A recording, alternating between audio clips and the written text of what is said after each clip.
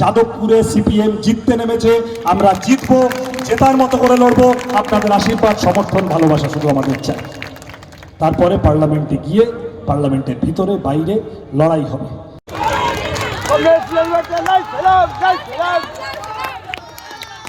আমার সাথে রোজ দেখা হবে। আজকে অনেকে এসেছেন, আমি বিশেষভাবে কৃতজ্ঞ। বাদশাদা, শ্রীলেখাদি, রাহুলদা এবং আপনারা অনেকে চেনেন না, আমি খুলে আলাপ করিয়ে দিতে চাই। হিমাচলের ছেলে Dinit Denta. Dinit, can you just stand up for once? রাজস্থানের ছেলে সুভাষ জাখর, ও জেল খাটা ছাত্রনেতা দীর্ঘদিনের। এসএফআই এর all India president BP Sanu, আমাদের সকলের নেতা, কেরালার মালাপুরমের ছেলে। দীপশিতাকে আপনারা চেনেন না একবার? ময়ূকদা, ঐশী কোথায় আছে আশেপাশে? ওরা সবাই এখানে এসেছে আজকে আমার জন্য। আমি অভিভূত, আপ্লুত। আমার থেকেও বড় কথা, আপনাদের জন্য রুজি রুটির লড়াইটাকে শক্তিশালী করার জন্য, তাই তো? আমাদের এখন আর অল্প কটা দিন আমাদের কর্মী সমর্থক যারা আছেন, বাড়ি বাড়ি যেতে হবে, যত বেশি সম্ভব মানুষের কাছে পৌঁছতে হবে, শেষ কয়েকদিনে বোঝাতে হবে। তৃণমূল ভয় পেয়েছে স্পষ্ট, না হলে ক্যান্সার আক্রান্ত বামপন্থী কর্মীকে কেউ মারধর করে না। আপনারা দেখেছেন টিভিতে, কালকে আমাকে আটকাতে গেছে, তাতে আমার ঘন্টা হয়েছে, তৃণমূল বোকা হয়েছে। যাই হোক, ঠিক আছে, ওগুলো হয়েছে, ওগুলো অসুবিধা নেই, ওগুলো পার্ট অফ গেম। তারপর রাত্রিবেলা এসে ফ্লেক্স ছিঁড়েছে, টিভিতে দেখেছেন।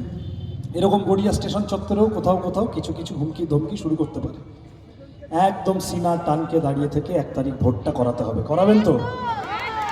মানুষ নিজের ভোট নিজে দিতে পারবে তো? কেউ যদি মাঝখানে আসে আমরা রুখে দেব তো? রুজি রুটির কথা বলতে হবে। এই যত ভোট এগোবে এরা চেষ্টা করবে হিন্দু মুসলমান করাতে ভোটটাকে। আর আমাদের বলতে হবে জিনিসের দাম, পেট্রোল ডিজেল, রান্নার গ্যাসের দাম, ওষুধের দাম, কারেন্টের খরচ, লেখাপড়ার খরচ।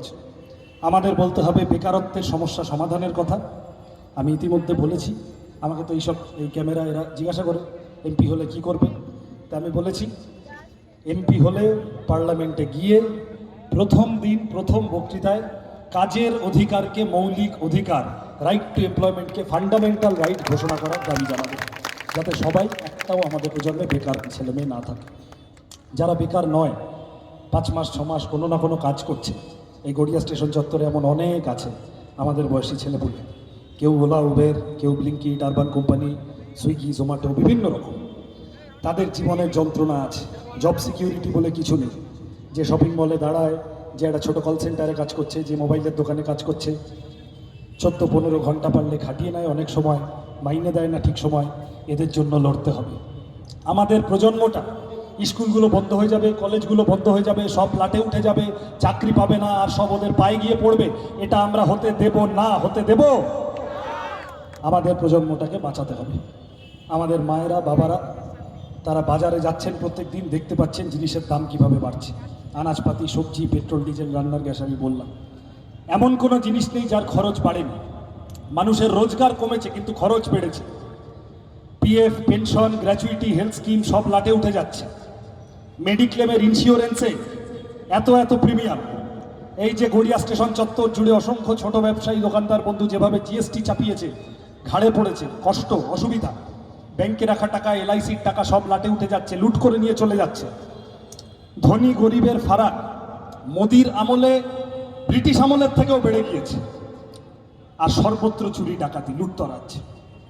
এই লুটতরাজ বন্ধ করতে হবে। রুজি রুটির কথা বলতে হবে। আমাদের প্রজন্ম, আমাদের বড়দের জন্যও আমরা লড়াই করব। যাদের অনেক বয়স হয়েছে তাদের পেনশনের জন্য লড়াই করব, মাইনের জন্য, মজুরির জন্য, জিনিসের দাম কমানোর জন্য লড়াই করব। এই লড়াইতে আপনারা সাথে থাকবেন তো? থাকবেন তো? এই লম্বা লড়াই, 1-2 দিনের ব্যাপার না। সিপিএমকে প্রথমে দেখা যাচ্ছিল না, খুব হেলাচেত্তা চলছিল। এখন সিপিএম এর নামে গাল না দিলে রথসভায় ভূত ভাগা না হলে হচ্ছে না, ঘুম হজম হচ্ছে না। এখন সিপিএমকে চারদিকে সিপিএম এর ভূত দেখছে, আর ওই জন্য সিপিএম এর ফ্লেক্স ছিঁড়তে হচ্ছে। আমি জানি না টিভিতে কি দেখাবে, কোন সমীক্ষায় কি দেখিয়েছে বলতে পারবো না, চাঁদে মঙ্গল গ্রহে কি হবে বলতে পারবো না। নিশ্চিন্ত থাকেন, যাদবপুরে সিপিএম জিততে নেমেছে, আমরা জিতবো, জেতার মতো করে লড়বো। আপনাদের আশীর্বাদ, সমর্থন, ভালোবাসা শুধু আমাদের চাই। তারপরে পার্লামেন্টে গিয়ে পার্লামেন্টের ভিতরে বাইরে লড়াই হবে। শ্রমিকদের থেকে পরামর্শ নেব, প্রত্যেকে মিলে একসাথে। দীপশিকারা, আমরা ইতিমধ্যে সেলিম দ্বারা তাদের ভোট হয়ে গিয়েছে।